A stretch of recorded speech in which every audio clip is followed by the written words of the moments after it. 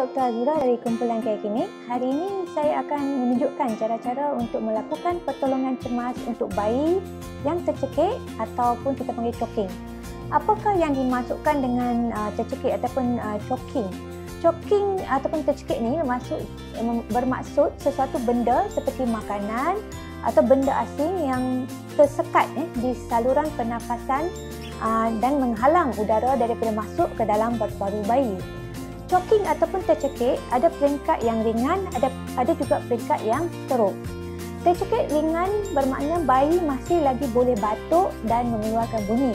Jika bayi batuk, biarkan mereka batuk. Mereka sedang cuba mengeluarkan objek itu.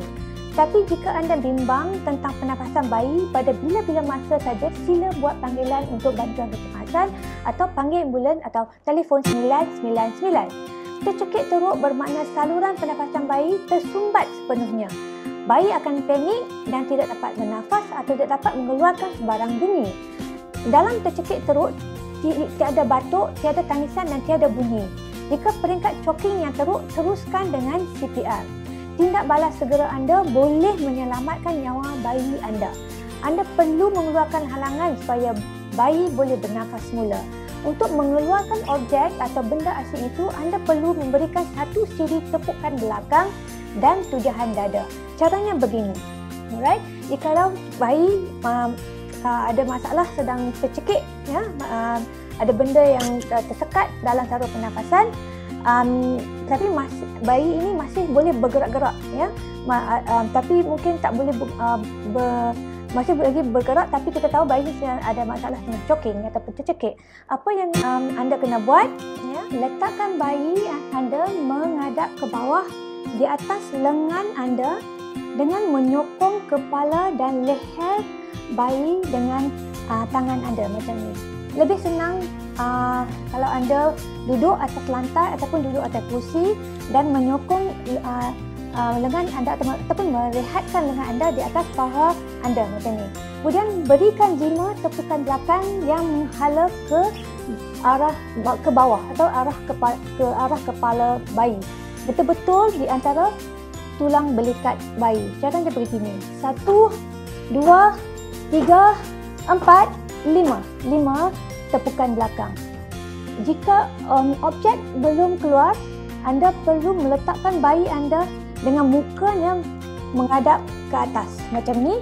Jangan lupa sokong kepala dan leher bayi dengan lengan anda macam ni, dan letakkan 2 jari di bahagian tengah-tengah dada bayi macam ni dan berikan 5 tujahan dada macam ni. 1, 2, 3, 4, 5. Jika objek masih lagi tidak terkeluar dan bayi masih lagi bergerak-gerak, tiada bunyi, tiada batuk, tiada tangisan, ulangi semula proses tepukan belakang dan tujahan dada tadi. Ulang sampailah objek yang dalam mulut tadi boleh keluar. Anda boleh cek dalam mulut, tengok kalau ada benda asing dalam mulut ataupun objek tu boleh nampak, gunakan jari untuk korekkan keluar. Jika anda tak nampak objek tersebut dalam mulut, jangan masukkan jari sebab kemungkinan boleh menolak benda itu lagi masuk dalam lagi. Alright, ulangi proses tersebut sampai bayi boleh menangis, batuk ataupun bayi sudah boleh bernafas seperti biasa. Kalau sampai satu tahap bayi sudah mula long life, dah tidak sedarkan diri, apa yang kena anda buat sebab ini bayi sudah tak sedar So letakkan bayi di atas tempat yang rata, yang stabil, dan sekarang boleh start CPR. Anda boleh cek saluran pernafasan sama anda boleh nampak benda asing atau objek asing tersebut. Kalau boleh nampak, boleh korek keluar gunakan jari. Kalau tak ada, jangan masukkan jari. Kalau tak nampak, jangan masukkan jari. Kita boleh risiko untuk menolak benda asing tidak lagi masuk jauh ke dalam. So, cek pernafasan lagi sekali. Kalau bayi ni bernafas, tengok pergerakan dada, ada turun naik dada, kalau ada pernafasan ataupun tanda-tanda pernafasan seperti haba dekat pipi. Kalau tak ada pernafasan, cek juga dalam masa yang sama cek nadi brachial. Cara ceknya adalah di antara pelipat tangan kat sini, di dalam bahagian siku, cek untuk nadi brachial sama ada rasa nadi ke tak. Kalau tiada pernafasan dan tiada nadi, minta panggil ambulans dengan segera. Kalau ada orang lain di sekitar anda, minta seorang call ambulans dengan segera. Panggil 999 ataupun Ahmad, tolong call ambulans dengan segera. Panggil 999. Ataupun jika anda seorang tak ada orang lain, anda kena call 999 dan teruskan buat CPR. Cara buat CPR adalah pertama sekali memberi 2 hembusan nafas. Dongakkan kepala bayi sedikit, jangan terlalu banyak, dan berikan pernafasan mulut ke mulut. Caranya lekapkan mulut anda sekitar hidung dan mulut bayi. Berikan 2 hembusan nafas, pastikan dada naik dan turun, dan teruskan dengan tekanan dada.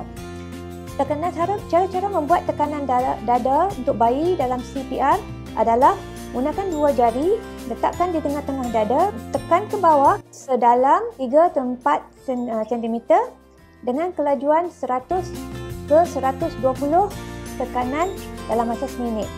Dan anda kena tekan dalam dan kuat dan laju. Dan caranya begini ya, dan kena bilang dengan kuat ya, macam ni. 1, 2, 3, 4, 5, 6, 7, 8, 9, 10, 11, 12, 13, 14, 15, 16, 17, 18, 19, 20, 21, 22, 23, 24, 25, 26, 27, 28, 29, 30. Selepas 30 tekanan dada, anda teruskan dengan memberi 2 hembusan nafas. Ulang proses CPR ini sebanyak 5 kitaran. Selepas itu lepas 5 kitaran CPR, cek semula mulut bayi. Jika ada benda asing, kalau ternampak boleh keluarkan, kalau tak nampak jangan masukkan jari dalam mulut. And then cek pernafasan dan juga cek nadi brachial kat sini. Jika bayi ini masih tidak boleh bernafas secara normal dan juga tiada nadi boleh dirasa, teruskan dengan CPR. Ulangi sebanyak 5 pusingan ataupun kitaran tadi. Right? Sambung buat CPR sehinggalah bayi sedar semula ataupun pertolongan tiba ataupun ambulans dah sampai. Terima kasih kerana menonton video ini. Visit careclinics.com.my to find out more about us.